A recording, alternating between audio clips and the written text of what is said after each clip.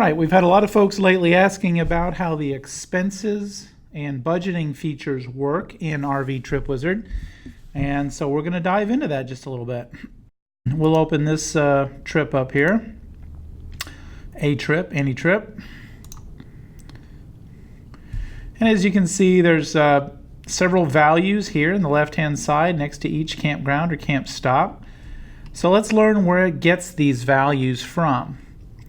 So for starters, everybody has default values set, or should.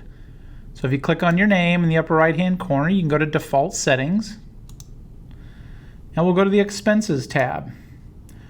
So here are some roundabout estimates that you'll plug in, that I've plugged in for budgeting, so that without any specifics, I can still get a good basis, a good estimate, a good budget for a trip that I'm going to take.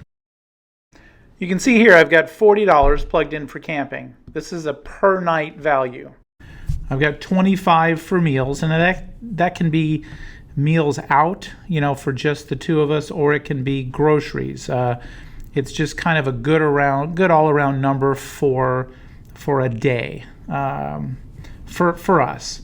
I've got miscellaneous expense of $10. That could just be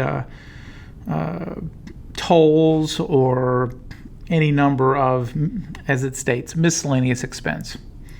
And I've got my average cost for gallon is $3 for diesel.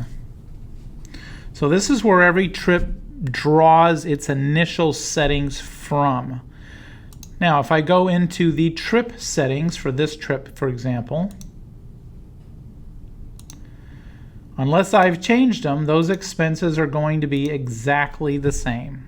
What are some reasons I might want to change these? Well, for example, if you were, let's say you were planning a big trip really off the grid, or all BLM sites, or all luxury resorts, whatever the case may be, you might want to tweak the camping charge here. Or again, if we go back to off the grid and you're bringing all your own groceries, you may not want to figure in meals at all. Those are groceries you've packed before you left, and so you really don't want to count them in here. Any of these things could be a factor if you're planning a trip that is very near to your departure date, and fuel is $3.50 a gallon or $2.50 a gallon, whatever it may be. Perhaps you want to change your fuel cost. But otherwise, we're going to pull directly from the defaults, and this is our baseline cost. So when I look at a trip, and if I look, for example, this first stop that we've got in our trip, and we can zoom in a little bit, give you an idea where that is. So here we're leaving from Washington, D.C. Our first stop is at Lynchburg RV Resort. We can examine those settings. And you can see here, for the sake of demonstration, I've plugged in a $60 value to override that baseline $40 value that I had plugged in. This campground is not near that expensive, however. And it's the first day of our trip. I've got plenty of groceries. I'm not spending anything on meals, so that's $0. I don't have any miscellaneous costs. There's no toll roads here. And Trip Wizard automatically calculates my fuel costs based on how many miles I have driven at $3 a gallon, which I could also come up here and change. So for that day, that leg of my journey, my trip's $143. Here's another overnighter. And here I've left my defaults. My $40, it's times 2 nights, as you can see in the upper right. So I've got my $40 default, times 2 is $80. I've got my $25 meal, times 2 is $50. Same with my miscellaneous cost of $10, times 2 is $20.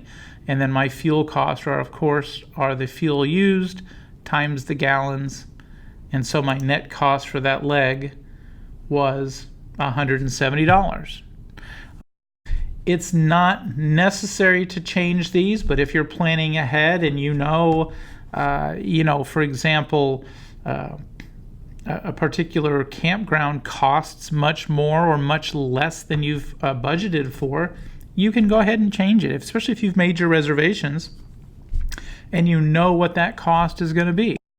The fuel cost, you can't hardly predict that, so a good average number works, and you can always tweak your miscellaneous. Maybe you plan to stop at the Ripley's Aquarium and you've looked up the fees, you know what they are, you want to plug them into your expenses.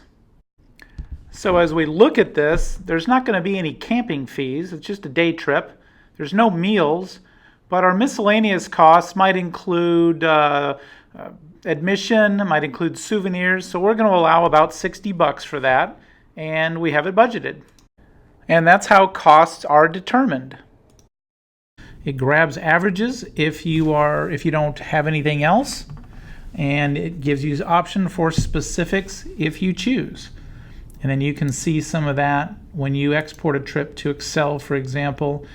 So here in this Excel trip that I've put on the screen, you can see that cost column, which is highlighted, which lists all of those costs we saw in the trip menu on the left.